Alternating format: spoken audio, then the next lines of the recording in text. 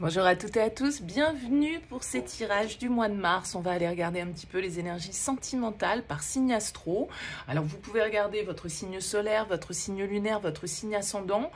Vous pouvez essayer de faire votre propre météo parmi tous ces tirages. Alors bien sûr, ça reste un tirage général, donc prenez toujours le recul nécessaire. Il se peut parfaitement que ça ne vous parle pas, il n'y a pas de souci là-dessus. Si vous souhaitez développer avec moi par le biais d'une guidance personnalisée, eh bien vous retrouvez mon mail en bas de cette vidéo, lililataro@yahoo.com. Je fais toujours une première approche avant la consultation pour voir si je cerne bien votre situation actuelle. Donc n'hésitez pas, vous me faites un mail, prénom, date de naissance des personnes, le domaine, c'est pro, c'est sentimental, c'est financier, pas plus d'éléments, pas de questions. Le but, c'est de partir d'une page vierge et de voir si je cerne bien vos questionnements ou votre problématique actuelle. Donc, n'en dites le moins possible dans votre mail et bien évidemment, je reviens vers vous pour vous expliquer le fonctionnement. Voilà pour le préambule. On va faire un tirage à 9 cartes comme on a fait le mois dernier et le mois précédent. On va utiliser ce mois-ci le Lily White Tarot et on va regarder un petit peu ce qui ressort pour chacun d'entre vous. À tout de suite pour le tirage.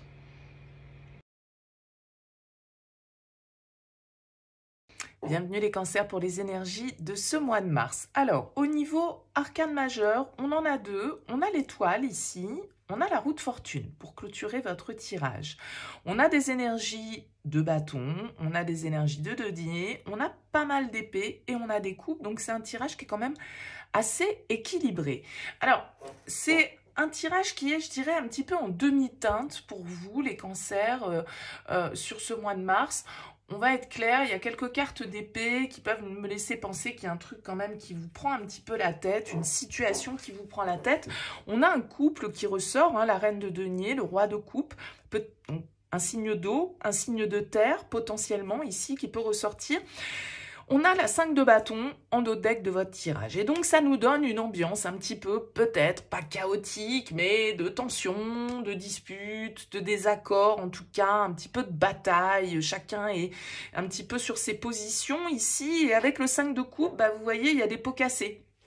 Il y a des pots cassés, il y a un sentiment un petit peu de regret, il y a un sentiment de perte, peut-être, qui fait que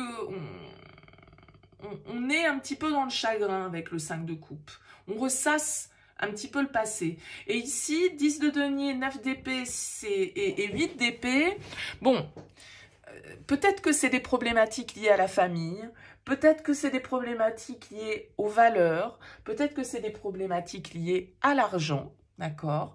Avec ce 10 de denier, on peut nous parler de cette question d'abondance. Et avec la 9 d'épée, il y a quelque chose qui nous tracasse. Donc peut-être des problèmes d'argent, peut-être des limites, peut-être des croyances limitantes. Avec la 8 d'épée, on se sent un petit peu victime des choses, on se sent un petit peu enfermé. On a l'impression de rien pouvoir faire. Et donc il y a des peurs qui sont là, donc qui sont liées, comme je le disais, soit à la famille, soit à la matière. Et j'ai l'impression qu'en fait, ici, avec ce 6 d'épée, on a besoin de prendre du recul. Peut-être que vous avez besoin de prendre un petit peu de la distance par rapport à une déception que vous vivez, en fait. Il y a un truc avec ce 5 de coupe qu'il vous faut digérer. Qu'il vous faut accepter, dont il faut vous libérer et sur lequel vous devez arrêter de ressasser. Donc, est-ce que c'est en lien direct avec le partenaire? Je ne sais pas. Est-ce que c'est lié à l'extérieur, à la famille, à des problématiques de transmission, à des problématiques matérielles, à des problématiques financières? Je ne sais pas. On a en tout cas ici une jolie ligne pour clôturer votre tirage avec la reine de denier, l'étoile et la roue de fortune. On nous parle quand même d'évolution, de changement. Je dirais qu'avec la roue de fortune, c'est un peu les cycles de la vie, quoi. C'est les hauts et les bas de la vie ici. De toute façon, on n'y peut rien. Avec l'étoile, elle vient nous dire que de toute façon, tout est juste. Et que c'est un petit peu une carte de résilience, d'apaisement, de compréhension, de foi, en fait. Parce qu'avec l'étoile, on sait que tout est juste et qu'il faut lâcher prise et que ce qui marche pas ou ce qui se présente pas, c'est que ça doit pas se présenter, ou ce qui n'est pas ou ce qui n'est plus ou ce qui ne peut pas être, ben, tout compte fait, il faut l'accepter, il faut lâcher prise avec l'étoile sur ce sur quoi on n'a pas en fait la possibilité d'agir. Et donc peut-être qu'il y a un petit sentiment comme ça de dépit ou ouais, de regret, voilà, mince, bon, bah ça, c'est pas pour moi, ou c'est plus pour moi, ou ça ne pourra pas l'être, ou... il y a ce côté un petit peu, je dois digérer. Ça peut se passer au niveau de vos émotions, hein. En vous, c'est pas forcément relatif à un fait précis ou à l'autre, hein. Mais il y a en fait ici une certaine forme de négativité dans laquelle vous pouvez vous sentir enfermé.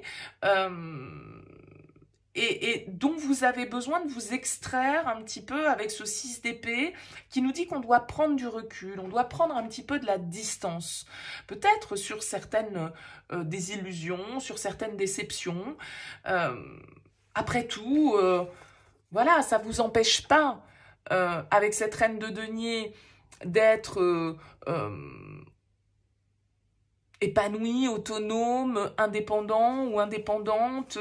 Avec l'étoile, ici, il y a vraiment cette idée de se laisser porter par les rythmes de la vie. De toute façon, avec la roue de fortune, c'est pas forcément nous qui choisissons. La roue de fortune, elle vient nous parler de cycle, elle vient nous parler de changement, elle vient nous parler de destin, de tout ce qui est inévitable. Donc il y a peut-être des regrets qui refont surface sur ce mois de mars pour une raison X ou Y, et encore une fois, les tirages, c'est pas forcément l'énergie qui va vous accompagner du 1er au 31 mars. C'est un passage peut-être marquant pour certains d'entre vous et une émotion qui va vous traverser sur ce mois de mars. Ça ne veut pas dire que ça va être omniprésent pour vous, bien évidemment. Mais j'ai l'impression que vous avez besoin de prendre du recul sur certaines émotions négatives, sur certaines... Vous avez besoin d'apaiser. Vous voyez, quand on regarde cette ligne, 9 d'épée, 5 de coupe, l'étoile, vous avez besoin de trouver un apaisement, de trouver des réponses, de guérir peut-être de certaines blessures du passé, de plus vous sentir enfermé dans un mode de fonctionnement, de plus vous laisser enfermer, comme je le disais, par vos peurs, par votre mental ici, hein. Il y a vraiment l'idée de se recentrer avec cette reine de denier. Ça peut être quelqu'un face à vous, je disais, signe d'eau, c'est vous, signe de terre, taureau, vierge, capricorne. Donc ça peut être quelqu'un face à vous ici, cette reine de denier, quelqu'un de bienveillant, quelqu'un d'apaisant, quelqu'un qui vous aide à comprendre les choses. Alors, on peut avoir en influence, je disais, donc, signe de coupe, enfin, signe d'eau, pardon, et signe de terre. On a ici le signe du Verseau également, avec la carte de l'étoile. Mais, comme je le disais, on a des énergies un peu compliquées, 9 d'épée, 8 d'épée, 5 de coupe, bon, voilà, tout ça c'est un peu tiraillé, tout ça c'est un peu prise de tête, tout ça c'est un peu fermé parce que, comme je le disais, la 8 d'épée c'est les conditionnements, c'est nos pensées limitantes, on se trouve victime, ah bah oui mais moi la vie elle me gâte pas, ah oui moi j'ai jamais eu de chance, ou voilà, ou j'ai hérité avec la 10 de denier de certains fardeaux dont je me serais bien passée, etc. Bon, avec la 5 de coupe il faut faire fi de tout ça, il faut accepter que bon bah ce qui est fait, ce qui est pas fait, regret, remords, tout ça il faut mettre ça. Alors ça peut être bien évidemment dans le cadre de cette relation ici qui ressort, où bah, on doit accepter ce qui n'est pas ou ce qui n'est plus dans le lien, et puis se laisser porter et accepter que parfois ça fluctue, parfois c'est au top et puis parfois on est un petit peu plus en bas. Bon bah c'est comme ça, que ce soit l'autre, que ce soit nous, que ce soit la relation d'un certain côté, bah voilà, il y a des moments où c'est fluide, il y a des moments où c'est un peu la crise, où c'est un peu instable, où on se prend la tête, où on n'est pas d'accord, où